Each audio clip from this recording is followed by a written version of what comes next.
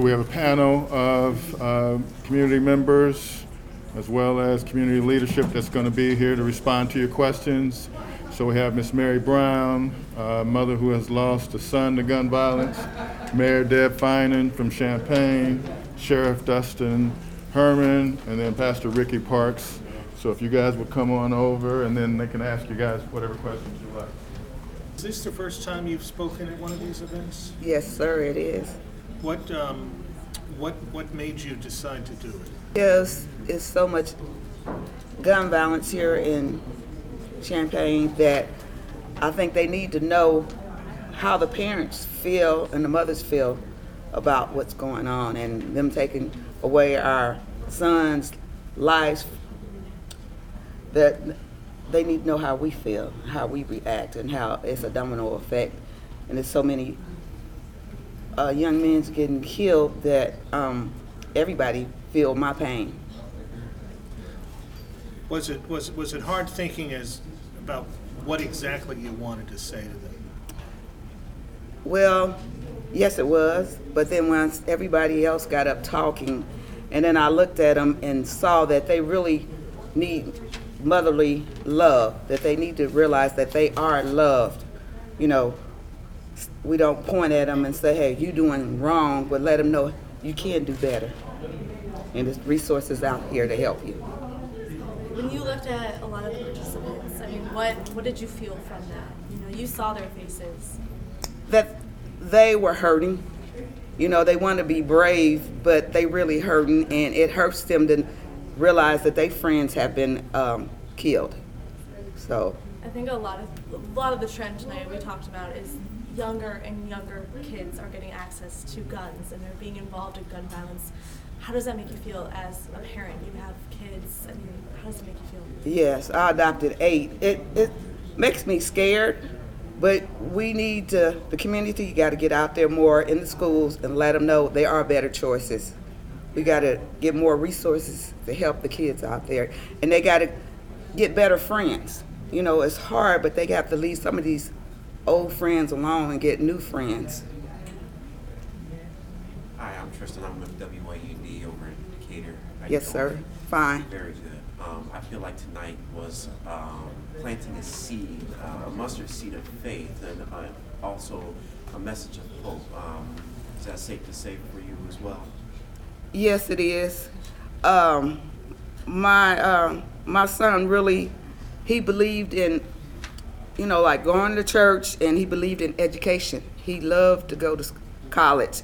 So I think that we just got to get more kids in the schools and let them know that they don't have to go to college, but they have other labor skills they can do. So we got to reach out to them and put it there that they can do that, so they can get other money. They don't have to get that fast money. They all reaching out there to get that fast money, and we got to let them realize you don't need that fast money. You got to get money that you're going to be able to use when you get older. We got to just let them get those resources that they can do better.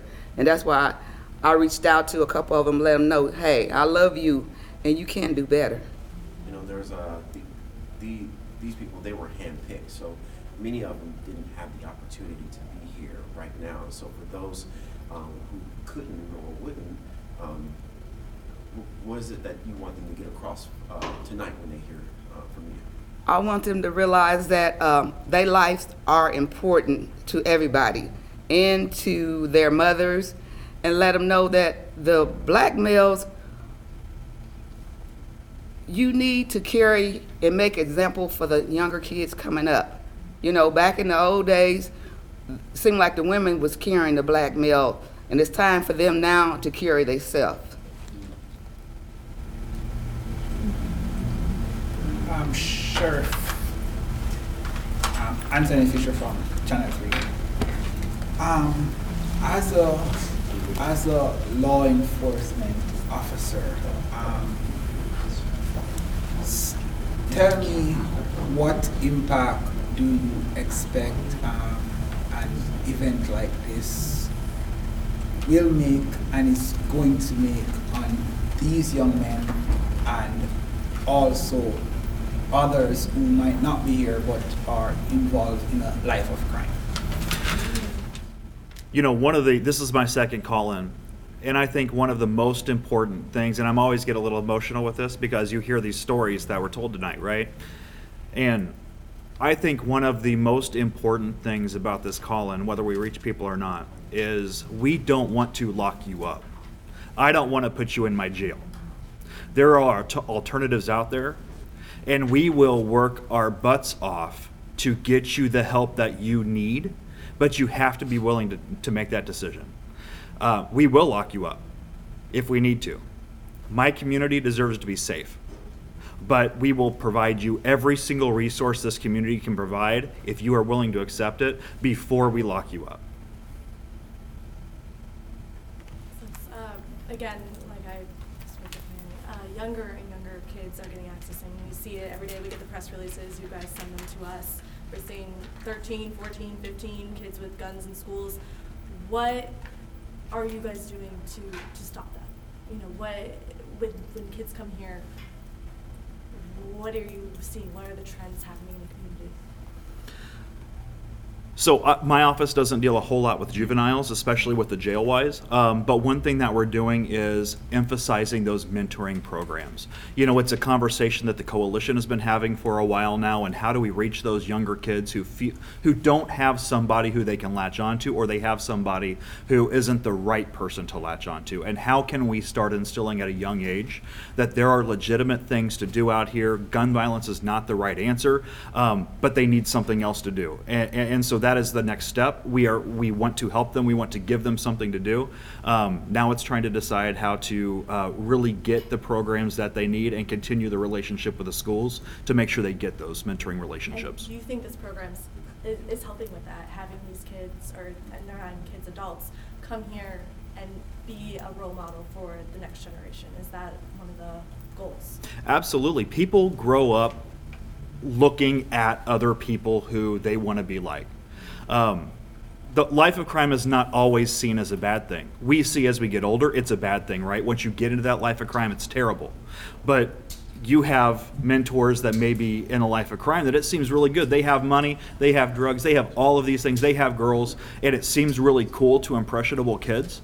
And they don't realize that when they go down the road, that is not the road they want to get down. And our goal here is to make sure that it's not too late by the time they realize that. I think everyone who knows me knows that close to my heart is our Goal Getters program, which is high school African American men. It's a leadership program. Again, kids who were selected because they were either having trouble in school or involved in incidents. And from that program, we are growing leaders who are learning to then mentor kids who are still at the school. We have 3 of our young men who are now at Parkland. We've raised money for a scholarship for them. We're continuing to raise money for other kids in that program. And we are trying to provide an opportunity to see a different kind of life. I also want to emphasize the Children and Family program that, although not up and running, we've had a study session at the City of Champaign, and the school board has had the equivalent of a study session and given staff the okay to continue to work on a program that will really be a wraparound program for the entire family. So if a child is having trouble in the Unit 4 school system, we're going to help the child, we're going to help their siblings, we're going to help their parents, and we're going to have social services available for them. We're going to have job training. We're going to try to holistically lift that entire family up. Because from a realistic perspective in the cities and in the county as well, we're not going to solve this problem simply with policing. We need to be safe. We have the right to be safe, and the sheriff is correct that that's an important component. But what we need to do is change the opportunities for the families and the children that are out there. And I believe that we are working to do that, and that over time, that is going to be the thing that makes the biggest difference. Oh, I have one for the mayor. I'm sorry. Sorry, Pastor. Sorry to bother you. You have to go back to the mic. But you said that you went to all of these meetings. From the beginning to the end, you said it was getting harder and harder. So I just want to know from your perspective, are you looking at it as a way of hope, or are we looking at it as we have much more work to do? It's a little bit of both. You know, every time we have a call-in, it is emotional leading up to and after, because not only because of the importance all of this has in our community, the success of these individuals greatly impacts our community, but also the importance of trying to change their lives. So I think that, you know, we have hope that they will make a change and make a difference, not only for themselves, but for all of us. And, you know, a little bit of sadness that we're here. You know, it'd be nice if we had one call in and we never had to have another. But that's not our reality right now. And we have an amazing law enforcement community that works together. You know, it's county, it's cities. Everybody is working together. We also have amazing community that's working together.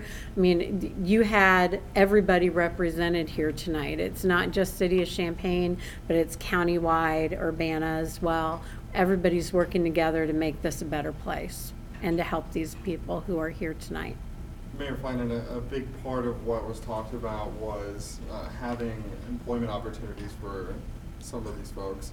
What is the City of Champaign doing to bring those good paying jobs and to sort of expand opportunity for some of these guys? Well, as you know, we invest in the Economic Development Corporation. They are actively working to bring jobs. We also have goals around workforce development, and we are a member at the Regional Planning Commission where workforce development training occurs. So, you know, the city's impact is really through RPC, but they work with the WIOA dollars and the workforce development dollars to do that. You know, unemployment is actually pretty low in the city of Champaign. Anecdotally, there are jobs available. It's making sure that people are trained and that we can match people with the correct jobs for their skill sets. And why go ahead and put the money toward RBC and places like that and not have sort of a direct impact in terms of jobs? Well, the city of Champaign does a lot of things, but we need to concentrate our dollars on the things that we do well. And I don't think we've ever been a believer in reinvent the wheel simply because we have to own something. If you look at the people who are here, it's a series of partnerships. RPC is Regional Planning Commission. All of the players that sit at that table are governmental entities. They are villages and cities and the county. And so we are making an impact community-wide when we do it through RPC. And we should. As we talk about in the call-ins, the gun violence doesn't stop when you cross Wright Street or when you go past Staley and you're now out in the county. And, sheriff doesn't turn around and say, oh, you crossed into the city of Champaign, we're now not going to follow you there. I mean, this problem is community-wide, and we all have to be working together. Last question. I was hearing this is one of the largest amount of participants you guys had. Was there anything different that stood out to you with this call-in compared to previous ones? I have to say that for me, one of the more emotional moments was watching State's Attorney Reitz take the time to individually address each of the young men and respect them in that way. That stands out to me as something that was incredibly important, and maybe a catalyst for them to understand how much their lives mean to us. So that really touched me tonight. We have been involved with Unit 4 schools, trying to be proactive instead of reactive to some of the things that are happening in the school. What we're currently working on is being able to come into the schools. We're identifying pastors and laity to go into the schools on certain days, every day or every week, just so the kids will know that we're there, and that as we know, some of this violence, some of the young men look like me. And they don't have fathers. So we're going in not to be mentors, just to let them know there's a different perspective of life and just to see us other than behind the pulpit. Also, I would like to answer the question of something you asked about, something different tonight. I noticed that when the mothers begin to speak about their hurt, that some of the young men felt the hurt of the mothers. And that I was proud to see both, especially Ms. Brown, offer hugs to the young men. And you can see that the shield that they had before them begin to fall off. And they understood that, as I said to them, we're here to help them, but we're also here to save them. If we save them, we save our community. Thank you. Oh, well, sorry, I should have asked you while you were up there. Going to my question before, you know, like the trend we've all been talking about, younger and younger, does that worry you? You're in the schools. Absolutely, absolutely. The fact that I have grandkids and that I'm hearing, and let me say this, I've knew David Sankey since he was 4 years old, and I actually helped mentor David. And so having David's tragedy touched me, I actually had Elijah Booker on one of my caseloads in the school. And so to see that it's going younger and younger means that we have to start young and younger, getting the information out, and getting into elementary schools and letting these young men and young women know that, hey, there's a better way. And so we just got to start earlier. I believe that yes, we can make a difference. We are going to make a difference. We're not going to stop because this is our community. We love our community. We love our people. I have one for you, sir. We talk about making change and making a difference in our community. So I guess my question is more like a call to action. What can we do in our Champaign society to make it safer? So for the civilian next door, what can he or she do? One of the things that I've learned, and I've only been in the city for 12 years now. I'm from the South. One thing that I think we could do is know your neighbor. Talk to your neighbor. Not the one just next door, but down the street. Know your kids. Know the kids in the neighborhood. Talk with the kids in the neighborhood. Sometimes we live in areas where we don't even know the kids that live right down the street. They don't know us. If there's trouble, they don't know where to go. So we got to make ourselves available to everybody in the neighborhood. Just as we're here tonight, we should be in the schools. Visit, even if you don't have a child, visit. Go to the schools. Become a mentor.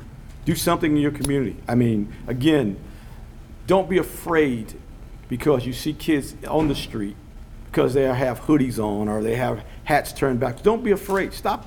Talk to them. I've learned this. All these kids want to do is be loved and know that someone cares about them. And they'll open up to you. And that's what we have to do. I think the fact that we are realizing that our shooters are becoming younger and younger will require us to have a very focused attention. It won't be a call-in. We'll have something more youth specific. I love what our panelists shared about being involved with youth, being involved in our community, mentoring. For young people, it really is about getting in front of them, educating and informing them. And so we're required as a community to be more responsive to our youth and address that. And so that's the next thing on the horizon. All of these participants tonight were adults. Mm-hmm. And so So the next stage might be people who are younger, who are under 18? well, we won't have this same process for working with our young people. We'll have to get together as a community and really decide the best approach to reaching our youth, just as we did in developing and putting together the Fresh Start Initiative. It won't be the same thing. So that's still in the formative stages, that really hasn't gotten underway yet? Yes. Does it always have to be above 18 when it's For Fresh Start, it is adults. It's adult generated and adult focused. So we thank you all for coming out Tracy, tonight. One quick question. Okay. So this is the 6th edition of the Fresh Start. In your opinion, I think I heard that there may be about 80 persons who have participated so far by coming and listening. Give me a basic feedback of what impact you think the program has made so far, and is person buying into the message and making that effort to make a change in their life and in their community? So I think there's a number of different approaches with our Fresh Start, number of focuses with our Fresh Start initiative. So one is our community coming together, law enforcement, our community members, our faith community, to really address this in a comprehensive way. I've always said that we can't arrest our way out of this situation. It really does take a comprehensive, community-wide approach. This is only one part of it, addressing those individuals. Law enforcement has pulled together Street Crimes Task Force. We're looking at additional programs. Aldo asked a question about jobs and opportunities for the formerly incarcerated. We have a whole resource committee that's focused on building career and job opportunities, the training that the mayor shared with you. All of these things fit into a scenario where those interested in making change in their life, we want to support that. And so the other side of it is obviously our gun violence is continuing. Our work is still in front of us. And so we continue to evaluate the effectiveness. So we initially only had the call-ins as a way of getting individuals involved. We now have added referrals. So individuals who have a family member who are interested in participating in Fresh Start now can be part of this. We also have something that we call Custom, which is a more individualized approach that we are doing in between the times of the call-ins. So our work is in front of us. We're learning a lot as a community as we go forward. Our main goal, though, is to end the gun violence in our community and continue to convey that message through Fresh Start that it's unacceptable. We won't rest until we've stopped and eliminated our gun violence in Champaign County. So, thanks. Thanks, guys, for coming out.